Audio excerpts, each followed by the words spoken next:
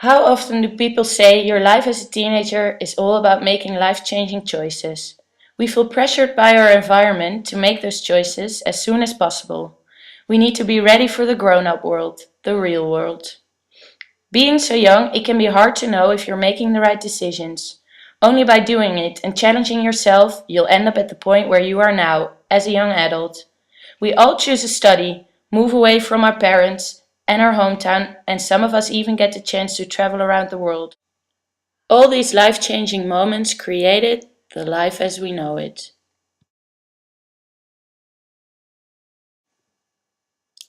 4 years ago, I sat on a plane to Bangkok.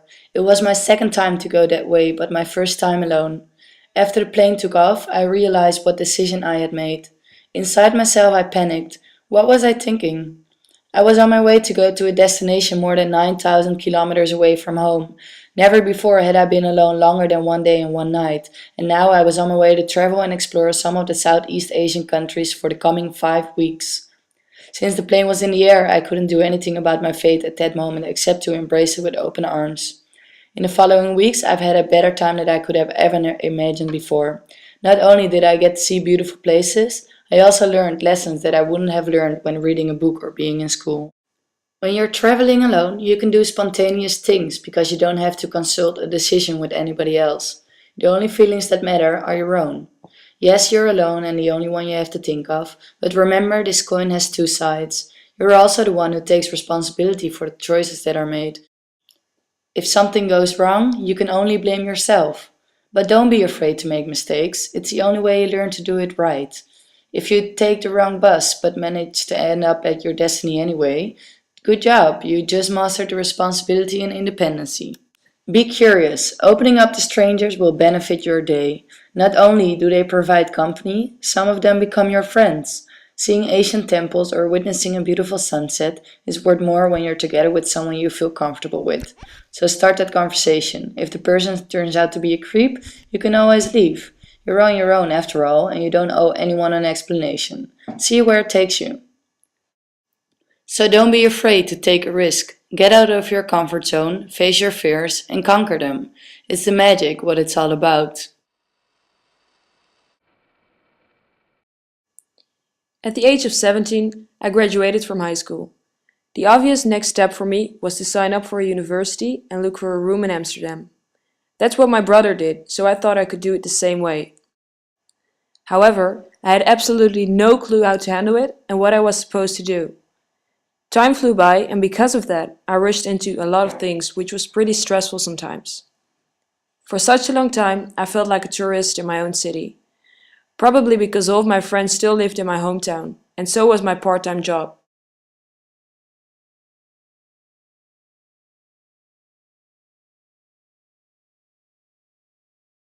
After a few months, I discovered that I'd pushed myself too hard to make the right choices right away. I guess I expected everything to be smooth and perfect from the moment I moved. I was wrong. I decided to move back to my hometown for a few months.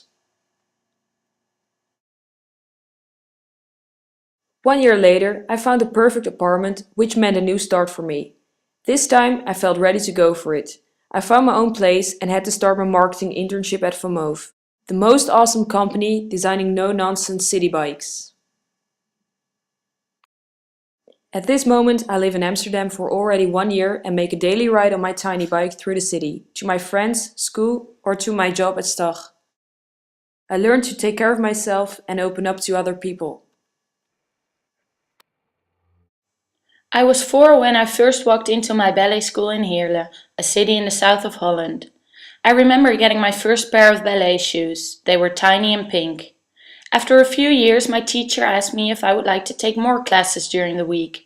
I started with an extra hour of practice, followed by another extra hour, and another one. By the time I was 10 or 11, I'd spend at least 4 hours per week at the dance studio. It was a Saturday in 1999. My teacher asked me if I wanted to participate in a special class that day. People from the National Ballet, the biggest ballet company of Holland, would come to our studio just for fun, she said. Little did I know they were coming to scout new talents. I danced for 2 hours that day, and at the end of the class, my teacher walked up to me to congratulate me. I got accepted into the dance school of the National Ballet. I was ecstatic, but my parents told me to think about it for a few days. So there I was, stuck at a crossroad. Do I want to become a ballerina, or is there more in life for me? It's hard to tell if I made the right decision. I don't know what life would have looked like for me as a ballerina. A life filled with dancing instead of studying. A life full of pirouettes and pas de bourrées instead of walking and biking. What I do know is that my life would be the exact opposite of my life right now. Is that a good thing or a bad thing? I don't know, but right now I'm happy.